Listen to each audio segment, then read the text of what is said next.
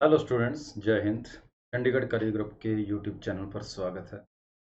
तो ये एक प्रॉब्लम एक स्टूडेंट ने मेरे से पूछी है कि ये एक सर्कल दे रखा है और सर्कल के बाहर आपको एक स्क्वायर दिया गया है और स्क्वायर और सर्कल के बीच में एक रेक्टेंगल रखा गया है और सर्कल की रेडियस आपसे पूछी गई है। तो ये बिल्कुल आसान क्वेश्चन है और ऐसे क्वेश्चन अपने नॉर्मल कंपटीशन एग्जाम्स में भी आ ही जाते हैं। सीडीएस के अंदर ऐसा क्वेश्चन पूछा जा सकता है, कई बार ऐसे क्वेश्चन पूछे भी गए हैं। तो इसी क्वेश्चन के बारे में अपने आज इस वीडियो के अंदर बात करेंगे और इस क्वेश्चन को अपने 2-3 तरीके से कर सकते हैं। मैं आपको इस वीडियो के अंदर 2 तरीके बताऊँ और अगर आप एक बार इस क्वेश्चन को खुद ट्राई करना चाहते हैं, तो वीडियो को यहीं पॉज़ करके एक बार क्वेश्चन को ट्राई करें और अगर आ जाए आंसर तो अच्छी बात है। दूसरा तरीका देखें कि और कैसे आंसर आ सकता है और अगर कोई प्रॉब्लम आए तो आप इस वीडियो को आगे देखें। तो यहाँ पर आपको इस सर्कल की रेडियस फाइंड करनी है। सर्कल की रेडियस क्या होगी आपसे ये पूछा गया है। तो इस सर्कल की रेडियस बनाने के लिए, फाइंड करने के लिए मैं इन दोनों पॉइंट को आपस में मीट करवा देता हूँ। इस तरीके से दोनों पॉइंट को आपस में मीट करवाया गया, इस तरीके से। तो इसको सर्कल की रेडियस r मान ली। सेम उसी तरीके से ये जो बेस होगा, ये भी आपके पास सर्कल की रेडियस r है। अब यहाँ पर ये कंप्लीट लेंथ आपके पास r है और अगर मैं यहाँ से नीचे की ओर एक परपेंडिकुलर फेंकता हूँ, तो मैं ये देखता हूँ कि इसके राइट साइड में ये जो स्पेस बचा है, ये जो लेंथ बची है, ये भी 10 सेंटीमीटर ही होगी क्योंकि सामने आपको 10 सेंटीमीटर दे रखा है और एक यहाँ पर एक बढ़िया सा रेक्टेंगल बन रहा है। पूरी रेडियस आपके पास r थी, उसमें से 10 माइनस करेंगे तो आपके पास ये वैल्यू 10 माइनस r आ रही है। यहाँ पर इस बेस की वैल्यू r माइनस 10 हो जाएगी, सॉरी।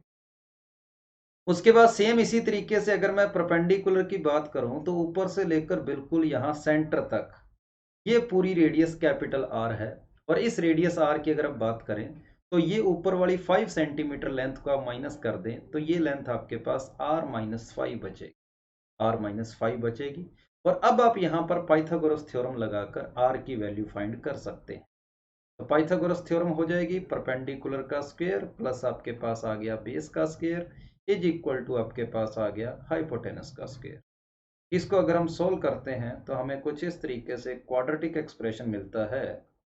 यहाँ पर माइनस का 20 आर आएगा, प्लस का 100 होगा, इक्वल टू में आएगा आर स्क्वायर। आर स्क्वायर से आर स्क्वायर कैंसिल हो जाएगा, r square minus 30 r plus 125 equal to 0। और यहाँ पर अगर आप इसके फैक्टर करके देखेंगे तो बढ़िया से आपके 2 फैक्टर हो रहे हैं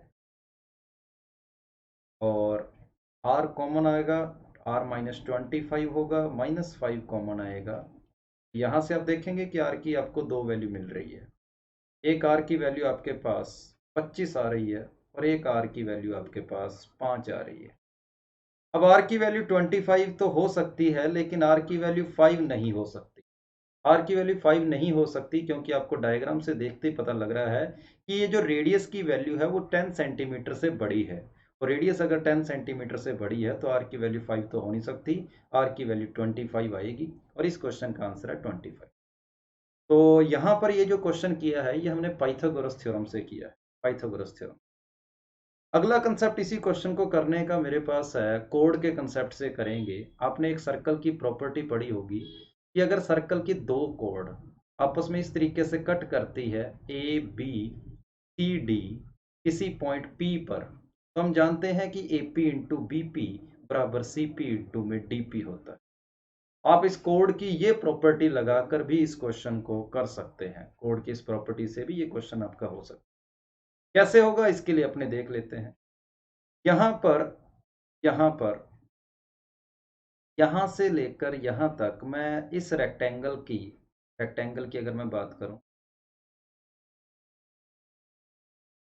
ये मैंने एक कोड बना ली, ये कोड होगी। इस कोड की आप लेंथ फाइंड कर सकते हैं। इस कोड की लेंथ कैसे फाइंड करी जाएगी, 10 सेंटीमीटर इधर है और सेम उसी तरीके से सिमेट्री बोलेगी कि 10 सेंटीमीटर ही आपके पास इधर होगा। टोटल यहां से लेकर यहां तक की लेंथ आपके पास 2r है। इसकी टोटल लेंथ 2r है। और अगर टोटल लेंथ आपके पास 2r है तो 2r में से 10 इधर माइनस हो जाएगा, 10 इधर माइनस।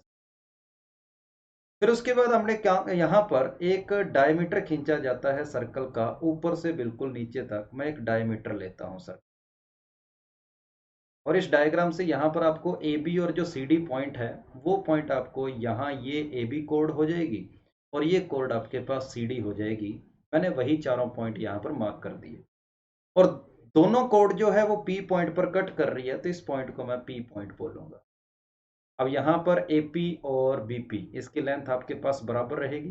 टोटल लेंथ 2r थी, या फिर आप एक साइड की लेंथ कह सकते हो कि P से लेकर यहाँ तक की लेंथ टोटल r है। r में से इस 10 को माइनस करेंगे, r माइनस 10 आएगा। इधर भी r में से इस 10 को माइनस करेंगे, ये r माइनस 10 आएगा।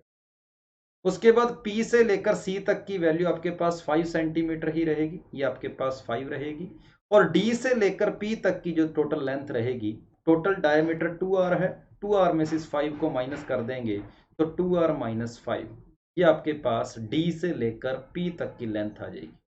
हमारी प्रॉपर्टी बोलती है AP इंटू में BP मतलब r minus 10 AP into BP मतलब r minus 10 equal to CP into में DP मतलब 5 इंटू में 2r माइनस 5। आप इसको सोल्व करें, आपको r की वैल्यू सेम मिलेगी। तो अगर अपने सोल्व करेंगे तो यहाँ 100 आएगा, यहाँ 10r आएगा, और आप गौर से देखेंगे तो आपको वही क्वाड्रेटिक इक्वेशन मिलेगी जो हम थोड़ी देर पहले सोल्व करके आए हैं। r की वैल्यू 25 और r की वैल्यू 5 हो जाए, तो r की वैल्यू 25 इस क्वेश्चन का आपके पास आंसर रहेगा। तो उम्मीद है आपको ये सॉल्यूशन पसंद आए होंगे, और अगर आपको वीडियो अच्छी लगी हो तो इसको लाइक करें और अपने चैनल को सब्सक्राइब जरूर कर लें। Thank you. जय हिंद।